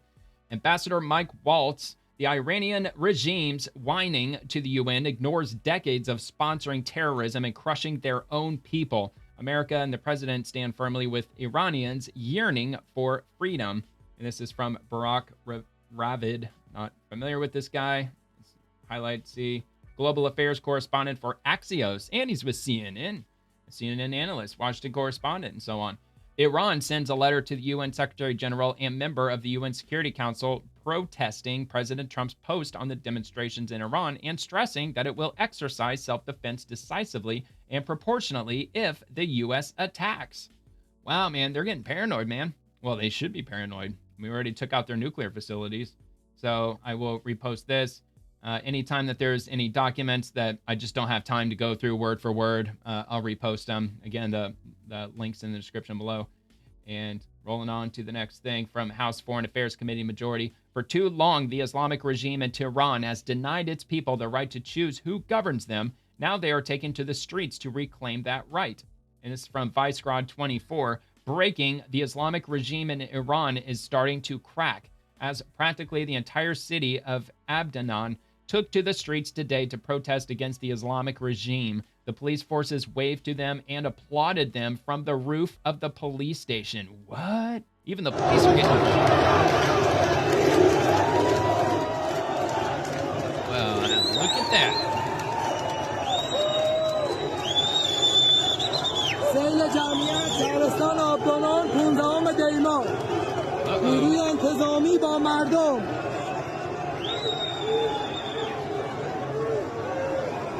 Like Iran might be fracturing.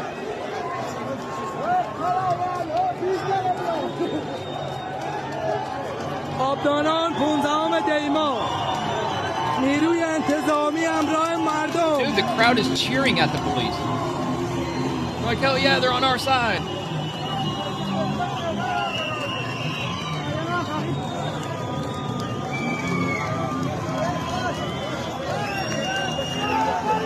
A lot of people, man.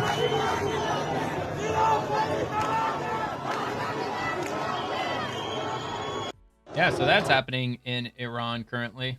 And of course, that's not the first time that they've demonstrated en masse in Iran. They've been doing that for pretty much the entire time that the regime has taken back over, which is like what, in like the when was that? Like 1980 or something like that, like 1979, like late 70s, early 80s, with that like hostage crisis. I've seen the movie Argo. All right, so from the White House, President Trump delivers remarks at the House GOP member retreat. And this will be that video that I thought that I had included. Just probably should have included it further up the ladder. So let me see. Now, of course, I'm not going to play this whole thing. It's an hour and a half, for crying out loud. So I can't play the whole thing, but I figured I'd just play like a minute or two, just a couple of minutes of his opening remarks. And of course, as always, I'll repost it if you want to check out the video in its entirety. It's also over on the White House's X profile. That's as he's hosting this video. But we... All right. I'll just leave it there. You know, sometimes President Trump, he likes to have the music play out. Thank you very much. Thank you. I do love that song, but we got to get to business. You're going to win bigly. Song, but I want to thank you all. You're special people. And I want to just say that, I announced I was coming over here, and I said, I love those Republicans, and I meant. Yeah, this is that like Republican retreat event that's happening. But the people in this room, I don't know if those couple are here. I don't know. I don't care if they're here or not. But we love you, and you've done an amazing job. You love the country. Come on, White House. What's right for the country. That's the video. That ain't on mine. I want to wish everybody a Happy New Year. The most successful House Republican majority in decades, and we did it with not a big majority. Right. Well, they've not done nearly enough. Come on, man. That was not a big majority. Gotta be fair to the American people. It's a unified majority, and it's people that know what it takes to make America great again. So together we had 12 months of unprecedented success in 2025, and now we're going to make history and break records with the epic midterm victory that we're going to pull off. It just doesn't seem to happen for people that win the presidency. Well, Congress has got to get to work, starting with the SAVES Act. It's an amazing phenomenon. Start codifying Trump's executive orders, man. And we sure as hell are having a successful presidency. I will say that. Well, yeah, I will agree to that. But even extremely, if it's a successful presidency, it's been nothing like what we're doing. We had a very good day 2 days ago, too. But even if it's successful, they don't win.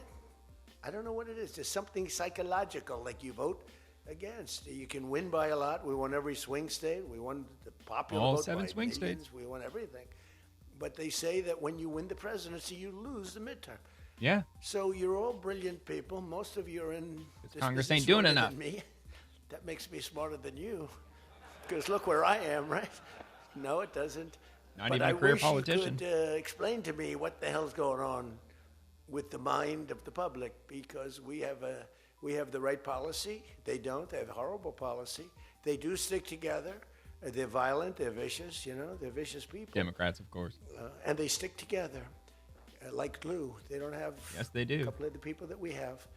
A couple of people, not too many. Really, they are very well organized. And that's why I want to just say that before we go any further, I want to express our tremendous sorrow at the loss of a great member, a great, great, great member, Congressman Doug LaMalfa, who passed away yesterday, as you probably have heard. And he was the leader of the Western Caucus, a fierce champion on California water issues. He was great on water. He wanted to release the water, he'd scream at him. And a true defender of American children. He was a defender of everybody. And our hearts go out to his wife, Jill, and his entire family. He voted with me 100% of the time. And by the way, he wasn't a 3 o'clock in the morning person. Do you know what I mean by that? Where the speaker goes, sir, could you call up? Could you call? I said, what time is it, speaker? Sir, it's 3 in the morning. Could you make a couple of calls? How many? 9. So I'd start calling 3 in the morning. I said, I shouldn't use any names. I'm just going to create problems. But hi, Jim, and I'm not talking about Jim Jordan. I never had a call 3 in the morning for him. But I said, hi, Jim, how you doing? I just called to say hello, 3 in the okay, sir. Sir, you haven't spoken to me in 3 years, and it's now 3 in the morning, so I know what you want. You want my vote? And usually they'd almost always they'd give it, but they wanted to be called. And with Doug, I never had to call. He was with us right from the beginning. I love those guys. I must say I probably love them the best, you know, the guys that I don't have to call. They know we're doing the right thing. I have a couple that are going to be with us all the way, but they just want the call. They want love. Ridiculous. They need love. They're more insecure than a lot. Most of them. you. They've got an ego trip. It's true. No, most of you are secure people. Yeah, it's so they can brag to their wife, their kids, their family. The president's on the phone. Oh, it's the president? Tell him I'll be with him in a minute. I'm kissing my wife right now. Whatever the hell. I mean, I don't know. I just think that's kind of hilarious though. But anyway, with Greg LaMalfa, I've got a couple of posts with regard to him. Probably here in about 10-15 minutes. He did unfortunately pass away. So so I'll get to those posts here momentarily. So this is from the Senate Republicans. Live Senate GOP speaks to the press today. I don't believe that that's related to the event that Trump is at, the retreat. Yeah, the GOP member retreat. So I don't know if this is maybe probably the GOP's response to, you know, the whole brouhaha that the Democrats are doing with the whole January 6th nonsense. Standard deduction, you get the permanent increase in the child tax. Or maybe not. Yeah, maybe they're just going to talk policy. Business incentives for businesses to invest, make capital investments in this country, whether that's bonus depreciation, interest deductibility, R&D expensing, the 199A deduction, permanent death tax relief, something that I worked on. Those are all investments that are going to pay off, because what they're going to lead to is higher paying jobs, better wages for people in this country, more money in their pocket to take care of themselves and their families. And the other thing that was included in that, and you're starting now to see as a result of some of the things that we did, the reforms taking place, dealing with, for example, a Medicaid SNAP program, work requirements, eligibility checks, making sure that immigrants, illegal immigrants, are not getting the benefit of some of these programs. Those were all things that were also included in that piece of legislation that we passed last summer. And that's really coming into focus now because of what's happening in the state of Minnesota. We are seeing up close and personal a real example of how some of these government programs are taken advantage of. All right, I'm going to skip a little bit. So I think the president's, this is not idle threats. I think his indication is that the United States is going to take care of America's vital national security interests. I think any deal.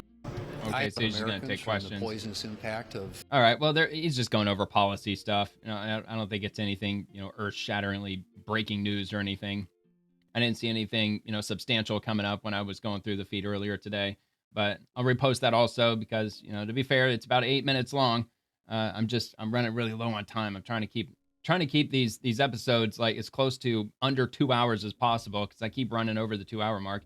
All right, so this comes from House Democrats. Watch now. House Democrats hold a hearing to mark the 5th anniversary of the January 6th attack on the Capitol. So needless to say, I'm not going to watch too much of this either. But oh my God, look at this shit. 4 hours and 38 minutes. They droned on for 4 hours and 38 minutes. You have got to be kidding me. There is no way I'm going to be playing. Bravery of the U.S. Capitol Police, other law enforcement officials, he seriously and the goes on resolve for of that. the Congress to return that night. What is this, like half hour he goes on? Attack Timu Obama. On our country. All right, so what's this all about? Before I knew it, we were completely overrun, and what started with mere insults turned into being brutally attacked. Well, what about all the federal agents that were planted inside the crowd that incited this entire situation? What about them? Were they ever fired? Fired, arrested, convicted, whatever? Whatever happened to them? Because weren't there like over 100 of them on the ground that they were supposed to be getting to the bottom of during this Trump administration? I don't know if they're still investigating that, but they certainly should be. Ms. McCord, I was hoping you'd engage in a Oh my hypothetical God, dude! with me and put This whole aside thing goes on politics. forever, man. Picture George Bush. Setting the Remember him record straight standing on in the pile Capitol of twisted insurrection. steel at Ground Zero, his arm around a retired firefighter. How many Republicans do you think are here? President. Probably not a whole. We said we weren't going to mention his name in our There's Jay testimony Appel back there. and the law. All like crazy-eyed looking. And I continue to pray for the president. Of course, Nancy Pelosi's there. If I close my eyes, I can. Oh my God, dude! All this victim bullshit. I was so terrified. Oh my God, Rose is there. Yeah, she's a real winner. She's not a complete nutcase.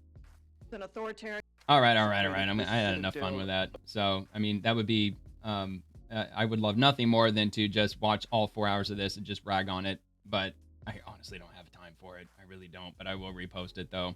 That I might actually end up watching tomorrow. Maybe. Probably not. I mean, talk about a 4 hours that I will never get back again. Although I could see myself coming up with some decent content in response to these bozos. So anyway, this is from yours truly, R.I.P. Ashley Babbitt, because In Wokeness says that congressional Democrats just held a candlelight vigil to honor the 5th January 6th anniversary. So I figured that they should be honoring somebody. Ashley Babbitt, that's who they really should be honoring. Of course, Democrats aren't going to. I don't even think that they could even muster the ability to even say her name, even though they absolutely should. But of course, they're not going to. So this is happening. Oh, a moment of silence. Yeah, because so many innocent Democrats were killed that day. These people are freaking morons. There's no sound either, by the way. It's not like I muted it or anything. It's up full blast. Nope. No sound. And I got one more. Did we fire and arrest all of the embedded federal agents who incited a riot in front of the Capitol on that day? No, probably not. And that's from Rapid Response 47, White House Gov/J6. So they've got this. Let's see. White House/J6. President Trump took decisive action to pardon January 6 defendants who were unfairly targeted, overcharged, and used as political examples. They were not protected by the leaders who failed them. They were punished to cover incompetence. On his first day back in office, January 20th, President Trump issued sweeping blanket pardons and commutations for nearly 1,600 patriotic Americans prosecuted for their presence at the Capitol. Many mere trespassers or peaceful protesters treated as insurrectionists by a weaponized Biden DOJ. He fully pardoned most commuted sentences and ordered immediate release of those still imprisoned, ending years of harsh solitary confinement, denial due process, and family separation for exercising their First Amendment rights. Because it's the people's house at the end of the day. Thousands of Americans paid the price for political failures they did not create. Since January 6, 2021, Nancy Pelosi spent over 3 years and nearly $20 million in taxpayer funds on her partisan select committee, producing a scripted TV spectacle to fabricate an insurrection narrative and pin all the blame on Trump. Video and audio recordings included unaired HBO footage from her own daughter showed Nancy Pelosi repeatedly acknowledging responsibility for the catastrophic security failures, admitting, "We have totally failed, and I take full responsibility for not having the National Guard pre-deployed despite intelligence warnings and President Trump's offers of troops that were ignored under her leadership as Speaker."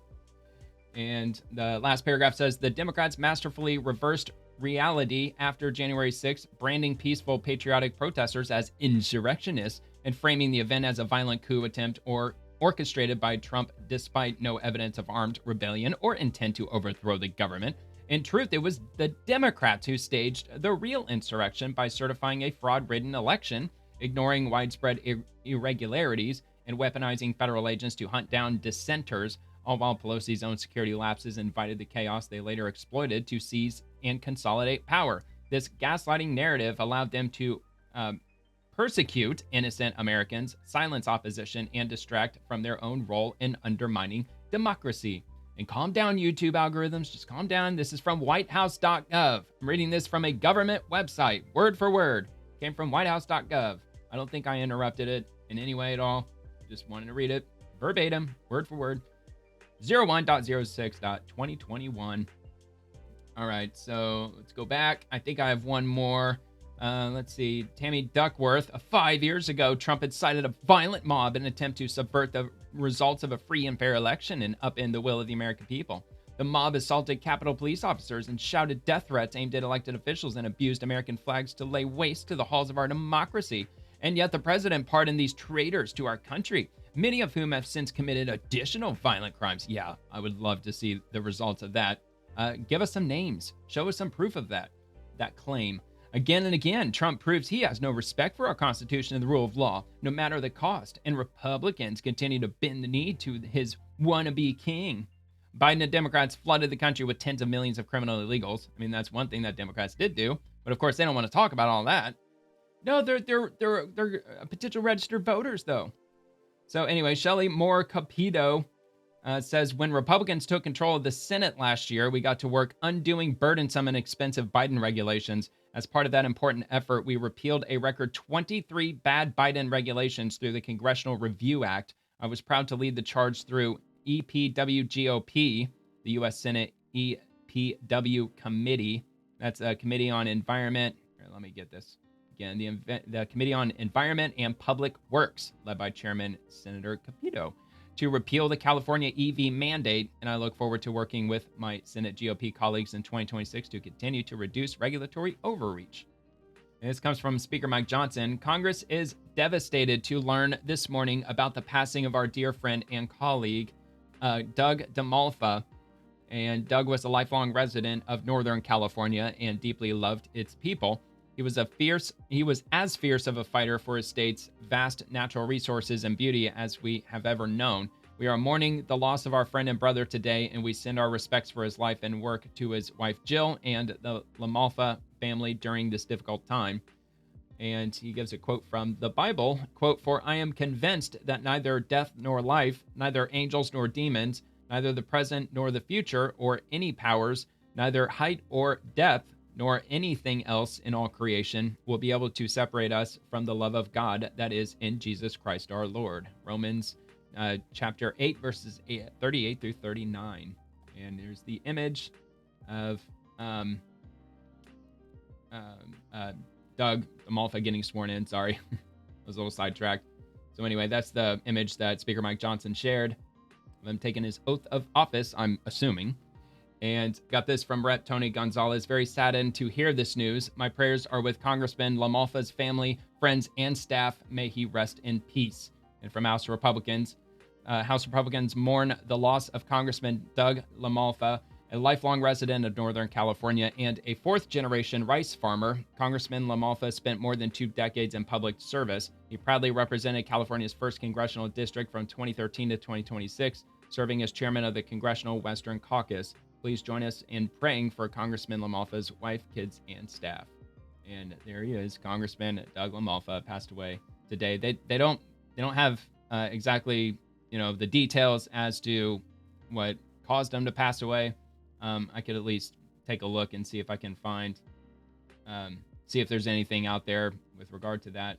But first, the White House, quote, "I want to express our tremendous sorrow at the loss of a great member, a great member, Congressman Doug LaMalfa, who passed away yesterday. Our hearts go out to his wife, Jill, and his entire family." I believe we already did see this, but I'll play it once more just in case. Our tremendous sorrow at the loss of a great member, a great member, Congressman Doug LaMalfa, who passed away yesterday, as you probably have heard. And he was the leader of the Western Caucus, a fierce champion on California water issues. He was great on water. He wanted release the water, he'd scream at him. And a true defender of American children. He was a defender of everybody. And our hearts go out to his wife, Jill, and his entire family. And I was really saddened by his passing and was thinking about not even doing the speech in his honor. But then I decided that I have to do it in his honor. I'll do it in his honor because he would have wanted it that way. He would have wanted it that way. He would have said, "Do that speech. Are you kidding me? Do the speech, big guy." But he was a fantastic person. Man, that was a quick one. I don't know quite yet what happened, but boy, it's a tough one. He was just with us. He was our friend, all of us, every one of us. Okay, well, even President Trump says he doesn't know what happened, so I'm sure there's not going to be anything out there, but I'll take a quick look. All right, so here's what Grok returned. What caused Greg LaMalfa to pass away? U.S. Congressman Doug LaMalfa, likely the person you meant. Yeah, that's what I meant. As notable, Greg, okay, whatever. So anyway, he suffered a sudden medical emergency reported as an aortic aneurysm, possibly with stomach pains, on January 5th, and was rushed to surgery in Chico, California, and passed away during the procedure. Some reports mention a heart attack during surgery. An autopsy was pending, and no prior health issues were known, and the sources are the Sacramento Bee, Action News Now, Politico, and others. So it sounded like An aortic aneurysm may have been the cause of his death. So, all right. Anyway, thoughts and prayers to his family, of course. In rapid response 47 from Donald Trump's Truth Social account, President Trump says the USA markets just hit another all-time high, all of them. Thank you, Mr. Tariff. Pray that the United States Supreme Court allows our country to continue its unprecedented march toward unparalleled greatness. Both our national and financial security have never been stronger. And this is also from Rapid Response. Another day, another new record stock market close with the Dow and the S&P 500 both closing at new record highs. Another strong day for stocks to start 2026. The Dow with another record high, up nearly 500 points. The S&P 500 also closing at a new record high. Looks like 69.44 as we settle out here. The Nasdaq up 2/3 of 1%. Almost 50,000, man. Look at that. Russell 2000 as Crazy. well. That was up more than 1%. That is absolutely insane, dude, that the Dow is approaching 50,000. Crazy, man. Now, I know 2009, it was definitely a lull in the period of our economy, but like back then, like the Dow was like 6,500. It's like absolutely crazy. It's like 10 times to itself. Even since the start of COVID, I think it's gone up like what, threefold, something like that.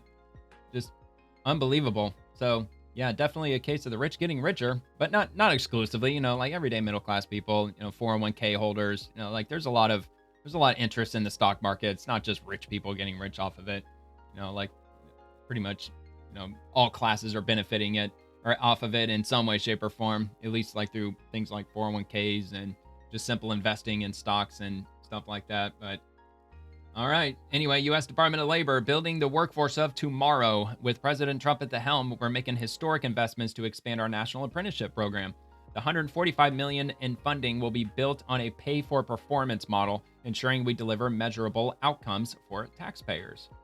And this says the historic expansion. The U.S. Department of Labor today released a forecast notice announcing the upcoming availability of $145 million in funding to further expand the national apprenticeship system. The initiative, which represents the most significant investment taken to date in response to President Trump's directive to meet and exceed 1 million active apprentices nationwide, is built on a pay-for-performance model, ensuring taxpayer dollars deliver measurable outcomes. All right, man. Good news.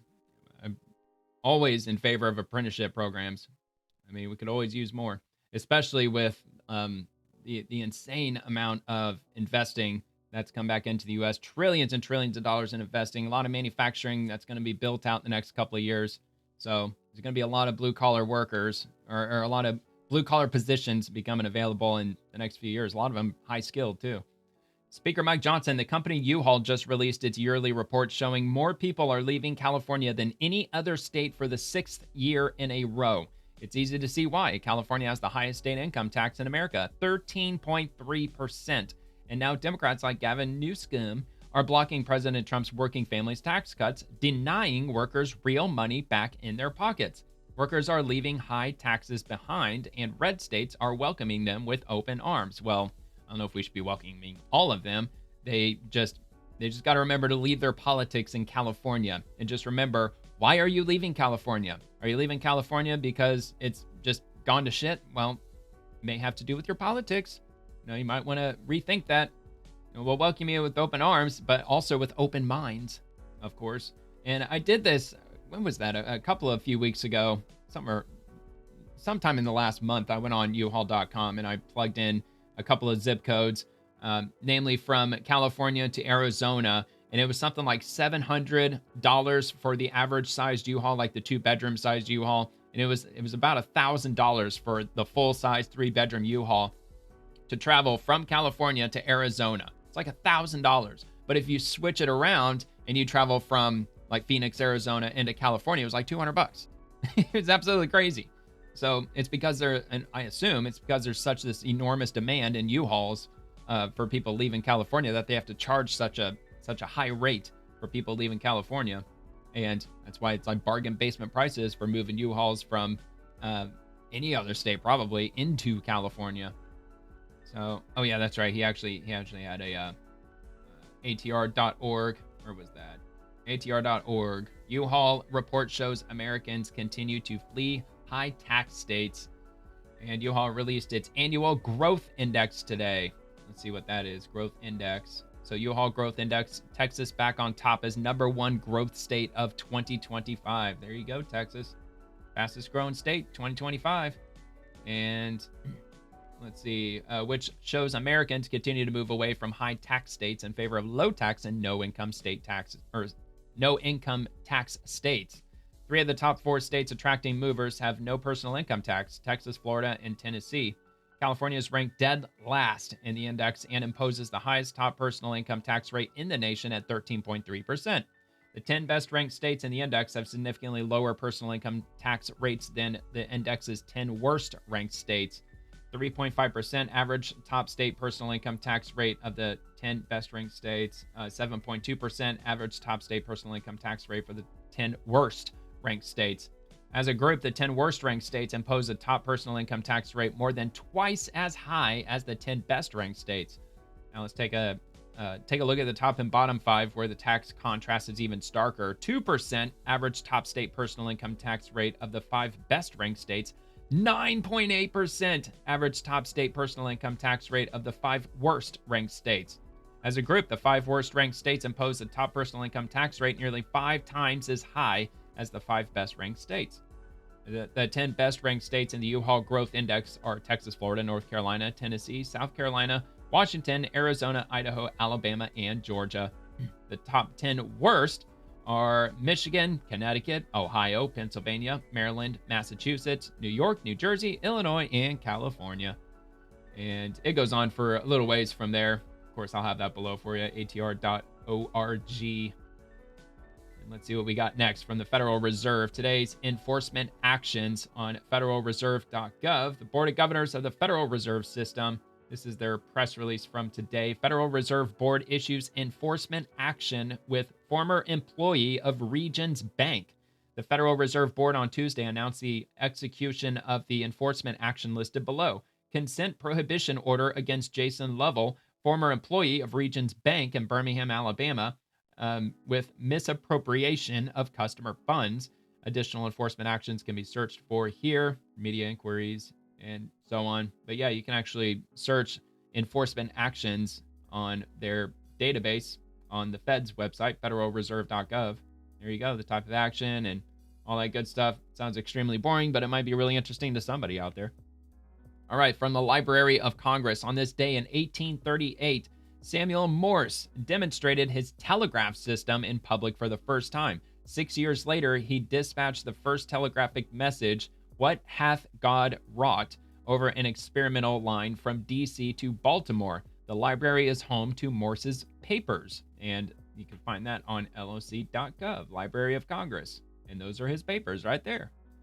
And let's see, approximately 6,500 items from the Samuel F.B. Morse papers in the manuscript division at the Library of Congress have been digitized, including correspondence, diaries, printed matter, maps, drawings, and miscellany. These document Morse's invention of the electromagnetic telegraph, his participation in the development of telegraph systems in the United States and abroad, and his career as a painter, his family life, his travels, and his interest in early photography, religion, and the nativist movement. Digital materials date from 1793 to 1919, but most are from 1807 to 1872. That's awesome, man. His entire catalog, his whole archive is down in here somewhere. Yeah, here it is. Like general correspondence and related documents, his letter books, diaries and notebooks, scrapbooks, clippings and newspapers, his printed matter, miscellany, and edition. So, yeah, man, they got the entire online collection. The online presentation of Samuel F.B. Morse papers totals 6,500 library items, or approximately 50,000 digital images. So if you got a ton of spare time and you want to dig through Samuel Morse's life's work, it's on the National Archives or the Library of Congress if you want to go take a look. And I think I only got one thing after this. Yep, of course, it's NASA. I always got to finish off with NASA. Again, it's the gray badge. They are a government agency, so it counts. It's got to count.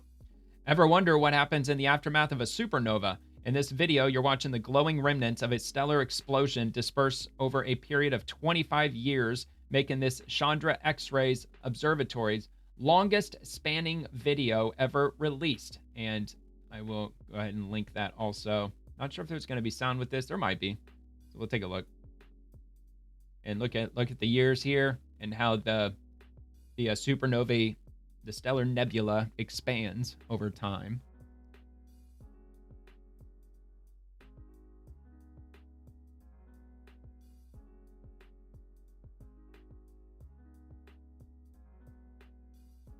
Very interesting. You can see it growing.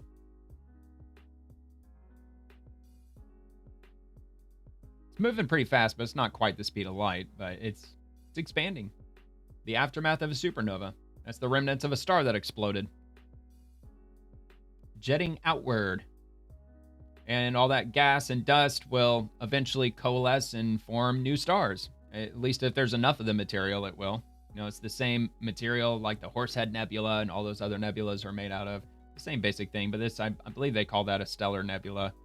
So anyway, that, I believe, is going to do it for the episode. Well, crap, I just realized I paused the video at some point. Did I get to NASA yet? I don't even remember if I got to NASA or not. Stellar nebula. I think I showed this. Maybe I didn't. Maybe I was still up here talking about Samuel Morse, but at some point, the video got paused somehow. So anyway, I just wrapped things up. Samuel Morse talking about, Morse code and all that with his experimental line from DC to Baltimore. I covered that. And also NASA with the stellar nebula.